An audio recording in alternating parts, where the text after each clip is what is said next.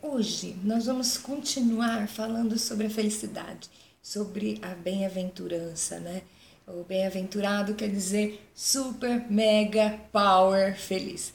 E é uma felicidade plena, que não é dependente de momentos felizes, né? De circunstâncias. Uma pessoa bem-aventurada é uma pessoa feliz independente das circunstâncias.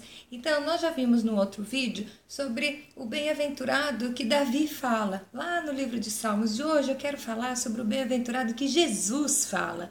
E Jesus acho que é a maior autoridade para falar nisso, porque ele vem dando passo a passo, ele vem dando exemplos de o que fazer para ser bem-aventurado, para ser muito feliz. Então, ele estava, numa ocasião, falando, pregando para multidões, ele subiu no monte e é o famoso Sermão do Monte. E no Sermão do Monte ele começa falando de como ser feliz. E depois ele vem falando as outras coisas e vai mais de um capítulo nisso. Então, vamos abrir lá Mateus 5. Aqui Jesus fala, bem-aventurados os humildes de espírito, porque deles é o reino dos céus. Então você fala assim, mas ser humilde eu já sei, é pegar aquele peso de uma religiosidade, um peso do não pode, não pode, não pode, deve, deve, deve, colocar nas minhas costas e eu vou ser humilde. Nós vemos nas igrejas pessoas que dizem assim, eu me orgulho da minha humildade, né? Humildade não é você só dar a outra face, você sofrer as circunstâncias, você ser pobre, isso não tem nada a ver. Isso não tem nada a ver. Existem umas versões que ainda dizem os pobres de espírito. Então, é aquela teologia que foi imposta pela a Igreja Católica no começo lá na Idade Média, dizendo que para você ser santo você tinha que ser pobre, miserável. Peraí, desde quando pobreza é sinônimo de virtude? E existem muitas pessoas que são ricas e que são humildes. E existe muito pobre, soberbo. Então, não tem nada a ver uma coisa com a outra, tá? Então, humilde de espírito, a palavra humilde, que se você for olhar lá no grego, ele quer dizer o quê? Não tem poder próprio. Então, essa palavra, o humilde de espírito aqui, é aquele que reconhece que ele não é nada, que ele, tudo vem do Senhor. Então, ele nas atitudes dele, no cotidiano, ele vai saber que a força não vem dele, que a sabedoria não vem dele e que tudo que ele tem vem de uma fonte. E essa fonte é quem? É o Senhor. Então, bem-aventurados os humildes de espírito, porque deles é o reino dos céus. Então, já é uma afirmação com promessa. Então, você quer receber o reino dos céus? Seja humilde de espírito. O que é humilde de espírito? É aquele que reconhece, se esvazia do seu eu, se esvazia de si mesmo para poder ter espaço para ser preenchido pelo Espírito Santo. Então, bem-aventurado, humilde de espírito, porque dele é o reino dos céus. Aí nós vemos o segundo. Bem-aventurados que choram, porque serão consolados. É uma coisa muito antagônica a isso. Chorar não quer dizer aquela pessoa que vai e fica choromingando. Chorar é dependente de choromingar, tá? Então, o mundo sempre prega que o bom, né, tá em busca da felicidade. E a alegria instantânea vai resolver o problema. E não é assim. Então, você ouve pessoas dizendo assim, né? Quando eu sou feliz, vou ser feliz quando eu cumprir 18 anos. Eu vou ser feliz quando eu tirar minha carteira de motorista. Eu vou ser feliz quando passar no vestibular. Não, eu vou ser feliz quando eu terminar a faculdade. Serei feliz quando eu começar a trabalhar na minha profissão. Não, eu vou ser feliz quando eu conseguir um companheiro. Eu vou ser feliz depois que eu tiver filhos. Eu sou feliz quando eu comprar minha casa. Mas eu só vou ser feliz quando eu ver meus filhos crescendo. Eu vou ser feliz quando eu ver meus netos. Eu vou ser feliz quando eu me aposentar. Aí vem, né? Eu vou ser feliz quando eu não sentir dor na perna. E eu vou ser feliz quando eu encontrar meu óculos. Então é assim, a pessoa que vai empurrando a felicidade para lá, porque vincula a sua felicidade nos fatos, né? Não naquilo, não na essência, que é o ser. Então, estar feliz é uma coisa, estar alegre, contente, ser feliz é outra, né? Então, o que vem assim? A palavra choro no grego não quer dizer choromingar mesmo, quer dizer pesar. Então, bem-aventurados que choram é que sentem pesar pelas injustiças do mundo, pelas circunstâncias, pela a dor do outro. Isso é o verdadeiro chorar que vem dizendo aqui no grego, né? Então, volta a história do humilde.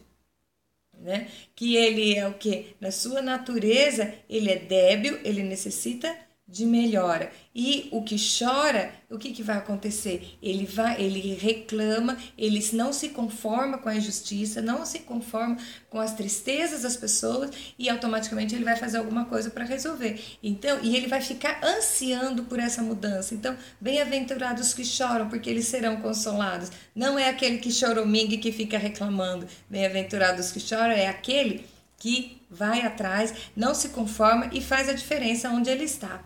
Aí nós vamos ver depois, bem-aventurado os mansos, porque herdarão a terra. Uhul! Isso aqui, muita gente usa que é só para religioso, mas não é. Isso aqui você usa na sua vida diária. Então, bem-aventurado o manso. O manso é o quê? É o equilibrado. É o que não reage.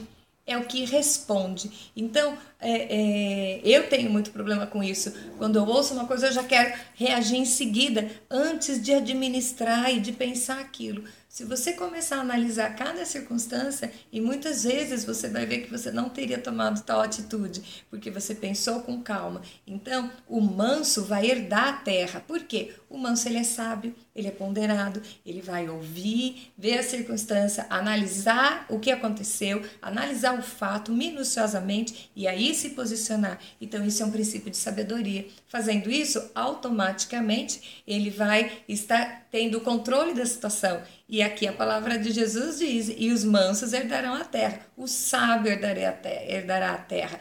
O equilibrado vai herdar a terra. Então, você veja bem, lá no Salmo 125:1, diz que os que confiam no Senhor são como os montes que não se abalam, mas permanecem para sempre. Então, o manso, ele sabe que ele é humilde de espírito, ele não choraminga e ele sabe quem é que está no controle. Aí nós vamos vendo lá no próximo versículo, bem-aventurado os que têm fome e sede de justiça, porque serão fartos. Como você vai ter fome e sede de justiça se você não conhece? E como você vai conhecer a justiça? Baseado em que parâmetro? Só na Bíblia. Então, aquele que tem fome de justiça, ele tem que conhecer a justiça para poder ter fome, para saber que é disso que ele precisa. Então, ele vai ser um cooperador para que isso aconteça. Então, aqui é Jesus falando, se você tem fome e sede de justiça, você vai ser farto, você vai ser saciado, porque você está buscando. Raramente você consegue alguma coisa deitado em berço esplêndido. Geralmente você consegue alguma coisa porque você vai buscar. O próprio Paulo fala, desenvolvei a vossa salvação. Não é, olha, me converti, uma varinha mágica, plim, pronto, ganhei a vida eterna. Paulo fala, desenvolvei a vossa salvação.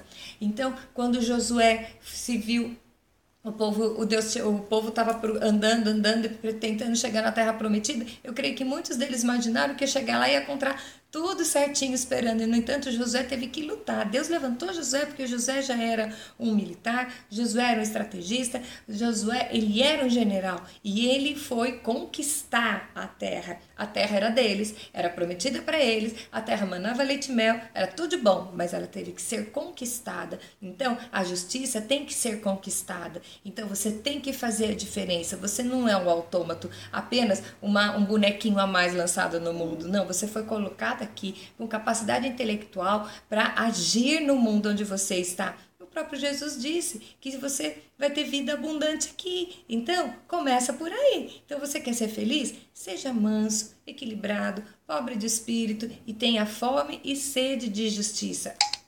Aí nós vemos, bem-aventurado os misericordiosos, porque alcançarão misericórdia. O que é misericórdia? É sentir a dor do outro, é você ver a situação do outro e se colocar no lugar dele, sabe? Imaginando, sabendo que você é igual. Então, que você poderia estar naquela situação e que por uma fatalidade ele está e de repente você não. Então, e essa situação poderia se inverter. É o princípio do amor ao próximo. Eu sei que ele é igual a mim, que ele é semelhante a mim e ele está numa situação de desvantagem, e não estou falando somente de desvantagem financeira. Muitas vezes a pessoa ela está sofrendo por situações emocionais, situações sociais. Então, o misericordioso é aquele que vai e sente a dor dele, a dor do outro. Então, o que acontece? O misericordioso, ele vai alcançar a misericórdia, porque ele vive nessa esfera. Então, a vida é recheada do dar. Então, dar e receber. Não é receba e depois dar. Não, então se você dá misericórdia, você vai receber misericórdia. É a lei da semeadura, você colhe aquilo que você planta. Quando você entender o problema do outro, se colocar no problema do outro e tentar satisfazer a necessidade do outro, automaticamente vai ter alguém entendendo o seu problema e satisfazendo a sua necessidade. Então, bem-aventurado os misericordiosos, porque certamente eles vão alcançar a misericórdia. Aí nós vamos ver lá no outro, o próximo, que é bem-aventurado os limpos de coração, porque verão a Deus. Quando eu vou dar aula para criança, não tenho muito jeito para criança, mas já fiz também. Então, o que acontece? Eu falo do canudinho. Então, o seu relacionamento com Deus é um canudinho. Pega um copo de suco e esse canudinho tem que estar limpo. Não pode ter um pelote de nada lá, porque aí a sua comunicação é interrompida. Então, o limpo de coração é aquele, não é aquele que não peca, não é aquele que é bonzinho, não é aquele que nunca erra. É aquele que cada vez que pisa na bola, reconhece e já vai zerar. Então, eu acho muito engraçado, às vezes nós vemos nas igrejas as orações assim: Senhor, perdoa a multidão dos nossos pecados. Peraí, você tem multidão de pecado não confessado? Meu, vai se converter. Então, é assim, os pecados são cometidos no varejo, aí você pede perdão no atacado. Não é assim. Isso não é arrependimento. Arrependimento é quando você sente o pesar. Puxa vida, errei, não gostei disso, me arrependo disso, não quero fazer de novo. Aí você se compromete com Deus, aqui você vai tentar não fazer de novo. Isso é o verdadeiro arrependimento. Então, o limpo de coração, ele não tem nada pendente.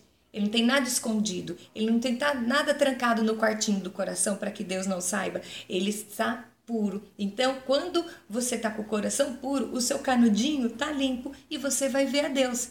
Então, bem-aventurado é aquele que tem um encontro pessoal com Deus. É aquele que pode chegar na presença de Deus sem não ter nenhuma manchinha para atrapalhar isso. E quando a manchinha é muito grande, você sabe que não há mancha maior do que o sangue de Jesus é capaz de limpar. Então, é bem por aí. Bem-aventurados limpos de coração. Seu coração não está limpo? Vamos fazer uma faxina? Entrega para Jesus, que o sangue dele é capaz de tudo e zera tudo, fica limpo para poder ver a Deus, né? Que legal! Aí nós vamos ver o próximo, que é bem-aventurado, os pacificadores, porque serão chamados filhos de Deus.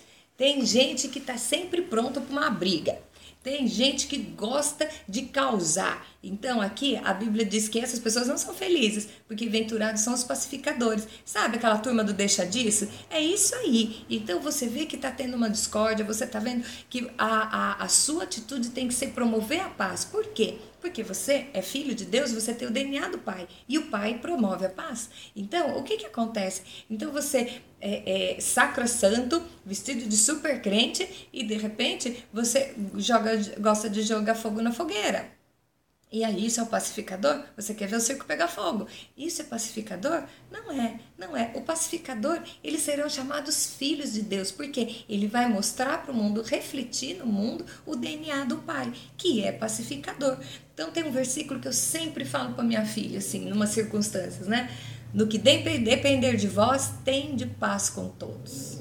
Não é, claro, que você não vai conseguir ter paz com todos, porque muitas coisas fogem do alcance das suas mãos. Mas o que depender de você, tenha paz com todos. Saia de rodinha de discórdia, de confusão e procure cada vez mais transparecer a criatura nova que tem dentro de você, que é o Filho de Deus. Vamos mostrar o nosso DNA para o mundo saber e que time que nós somos e qual é a nossa identidade. Aí nós vamos ver aqui, bem-aventurados os perseguidos por causa de justiça, porque deles é o reino do céu. Importante colocar que aquele que causa, que tá com o dedão na cara de todo mundo, que é o indesejado, ele não é o perseguido por causa da justiça. O perseguido por causa da justiça vai muito mais além do que isso. Não é aquele que é o chato, que tem o cajado na mão, que tem a cinta e que tudo tem que ser do jeito dele. Não. O perseguido por causa da justiça é outra coisa. É aquele que tem o parâmetro, sabe o que é certo, vai fazer e de repente a postura dele vai contrário à formatação do mundo. O que as pessoas que convivem com ele são acostumados. Então pensa bem, o que é que você está sendo perseguido por causa da justiça, você está defendendo às vezes a sua vaidade, os seus pré-conceitos, a sua teologia que de repente não é tão bíblica assim. Então lembre-se que tudo é baseado no amor. Então se você é perseguido por você representar a justiça de Deus, então você vai ter o reino dos céus. Mas será que você está defendendo? É a palavra de Deus ou é a sua verdade? Então é isso que a gente tem que colocar. Você quer ser feliz? Seja perseguido pela justiça, não pela sua verdade, e sim pela verdade de Deus. E você vai saber disso quando? Quando você se esvaziar de si mesmo. Quando você tiver dentro de você o desejo, a vontade, a ânsia de instaurar o reino de Deus aqui na terra. Então, quer ser feliz? Quer ser feliz? Seja bem-aventurado, baseado em tudo isso o que o Jesus falou. Então, é assim, é um lapidar de caráter. Cada dia você pode pegar um texto e falar em que eu vou mudar isso na minha vida hoje. Então, ser o verdadeiro cristão do céu é ter o reino do céu, é ser consolado, é herdar a terra, ser farto de justiça, alcançar a misericórdia, ver a Deus e ser chamado filho de Deus, pois você vai ter o DNA do Pai. Fica feliz então, se você conseguir resumir tudo isso, você vai ter o galardão e a sua vitória está garantida. Amém!